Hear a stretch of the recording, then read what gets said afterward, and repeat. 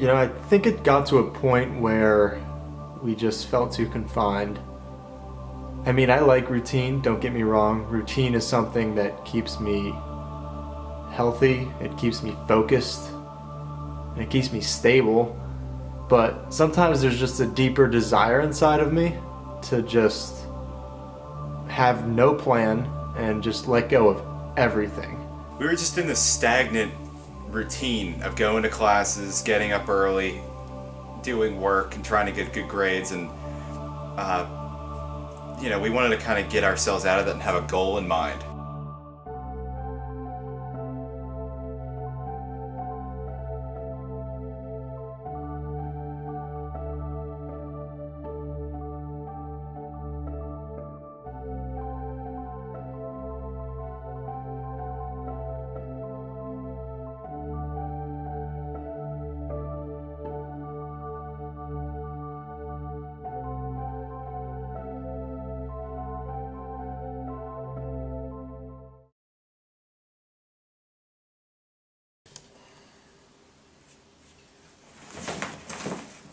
This thing never like tops off. There. Oh, see, as soon as I say it, I lose speech. Oh. Ooh, that water tastes terrible. Woods water always has to be brackish, doesn't it? We're doing last minute packing for our camping trip to Elk State Forest. Fidel is packing up his bag. Here are me and Dylan's bags. I know, Dylan and I. It's quite a setup we have. We have all the necessary supplies. After only $3,000 and dipping into our FAFSA, we now have money to pay for this camping trip. And the most important tool of them all. For crazy men in the forest. You just never know, man. We'll use this on Pat and Fidel if they go crazy. Well, there was a lot of planning to go into 2 days. It's not as simple as you throw a bunch of things in a bag and you go out, because we decided to go to the Elk State Forest in the Quehanna Wild Area, and that is the single wildest, most remote area in Pennsylvania that you can find. I contacted the Elk State Forest Bureau of Forestry, or I think that's what it's called, and I wanted to call about camping and if there were cool places to buy camping sites and stuff like that.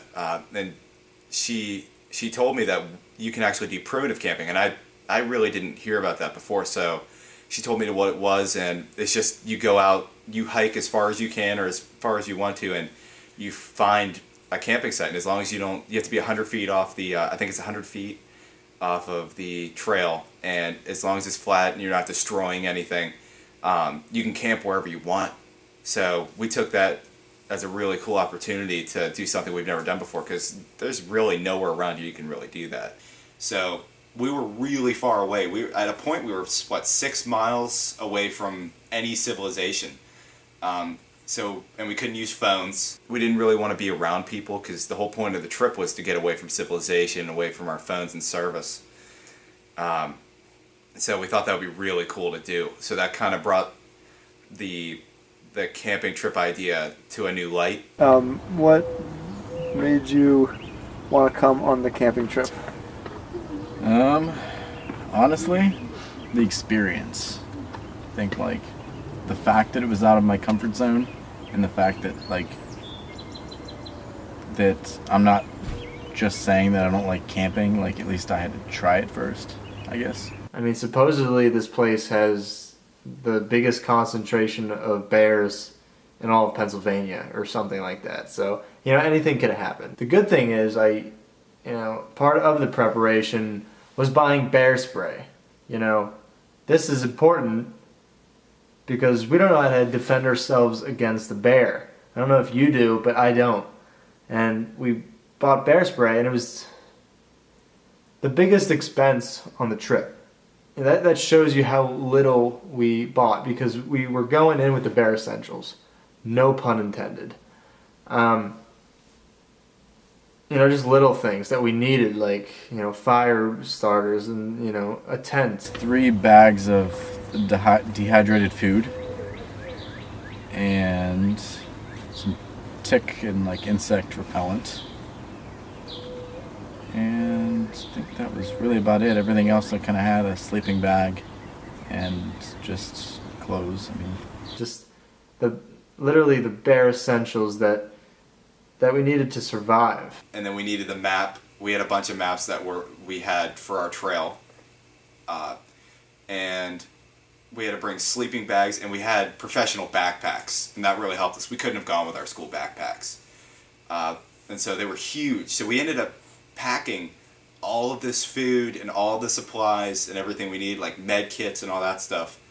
And the backpacks weighed like 45 to 60 pounds worth of stuff. Yeah. You know, we approached this huge forest, and I was just so excited, you know, for a new adventure, a new experience that we were all doing for the first time together. And I think that was important because we went in kind of chaotically prepared. There? We just arrived at what trail?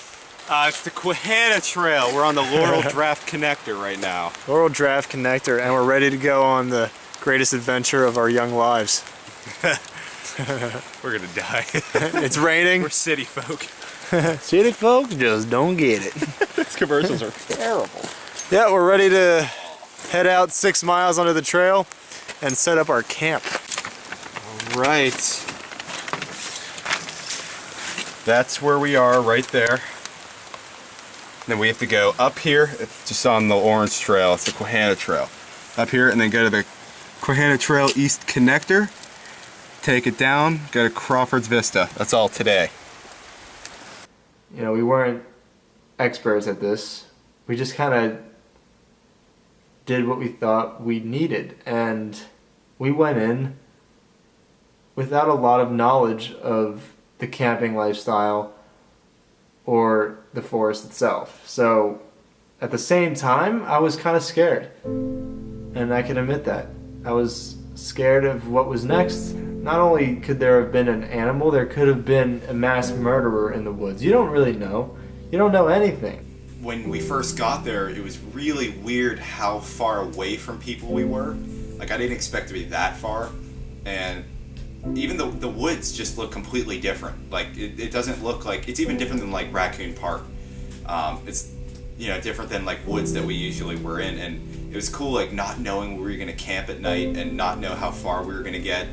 I mean, the first night we hiked 5-6 miles. I mean, you're supposed to be scared, I think. I mean, you're supposed to be fearful, but I think that's part of an adventure. An adventure is something risky, and it's not just going to a park and going for a hike. It's doing something way out of your comfort zone and taking a risk.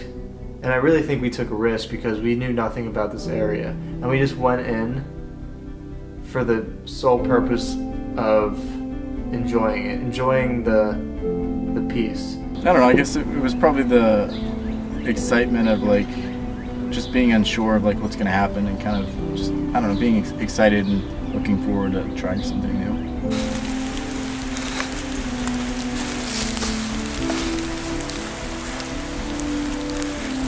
Hanging in there, Fidel? Yeah, I'm in here. Yeah. Can't walk past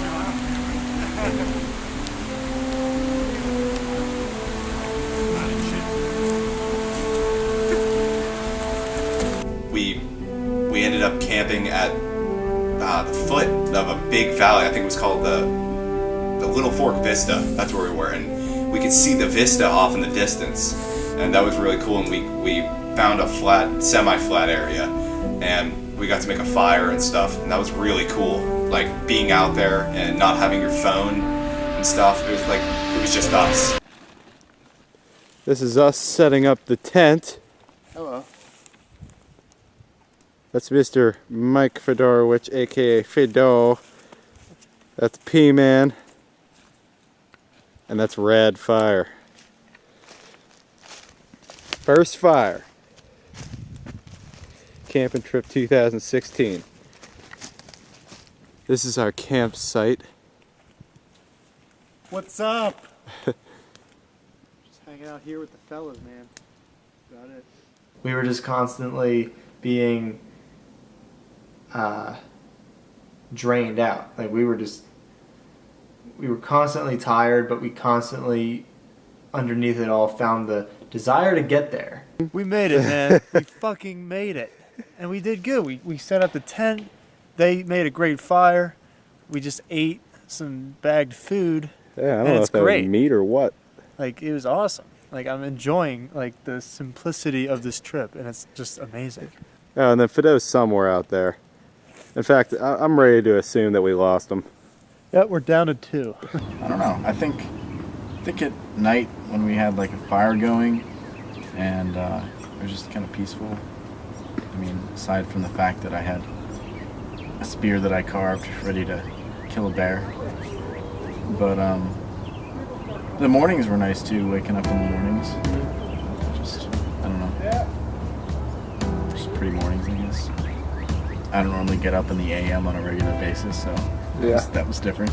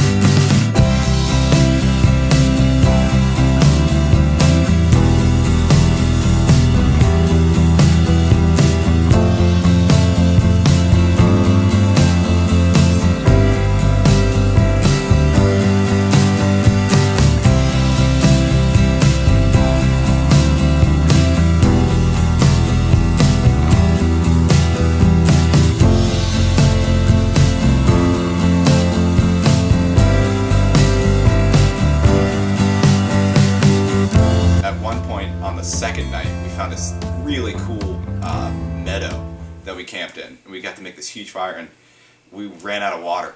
So we were still about 5 or 6 miles. No, we were probably 3 or 4 miles away from civilization or from our cars, and so Pat and Mike had to go back to the car to get the water, and the hike alone, 3 or 4 miles, you have to think you're walking with all that gear. So they left me with the bear spray, and I was alone, and it was kind of fun because I got to just get all the wood for the fire and stuff, and it was really hot, and they weren't coming back for a while, so I was kind of getting nervous and stuff, and all of a sudden I see a park ranger walk up, and I thought we were really far away, and he hiked a long time. He did patrols, and I talked to him for 45 minutes, and he was just telling me cool stories he had with run-ins with bears and weird campers and bears getting into tents and stuff, and that was really cool to talk to him. Day 2 on the weekend Elk State Forest adventure. Any comments, gentlemen? No. I'm good. We're all tired.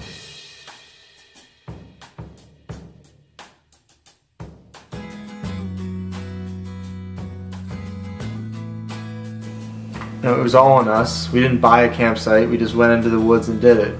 All on our own. Away from people, probably near animals. And that was just, it was a new feeling to just be around no civilization, no people or anything, And you're not in the comfort of your home anymore. You're not able to just look up anything on Google. You're not able to, like a picture on Facebook. You're alone in the woods. There was one of the really cool parts was just being, how alone we were.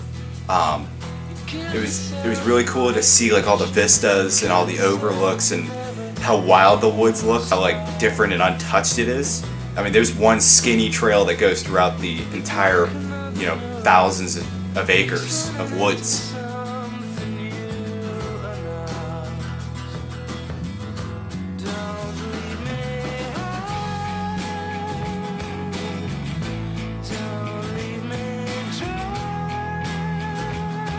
Good morning. The sun is rising and it's chilly, but it's a beautiful morning. Today is May 8th, 2016. It's our final day in the wilderness here. And happy Mother's Day to all moms out there.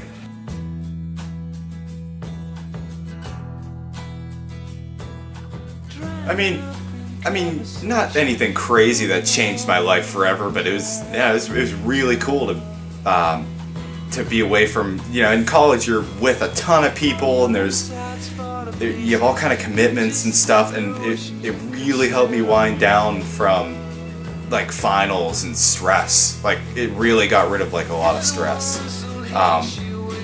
You know, we were exercising every day. We had to pack everything we needed in, and we got to explore cool places, and like that, I mean, that's going to be a really cool memory.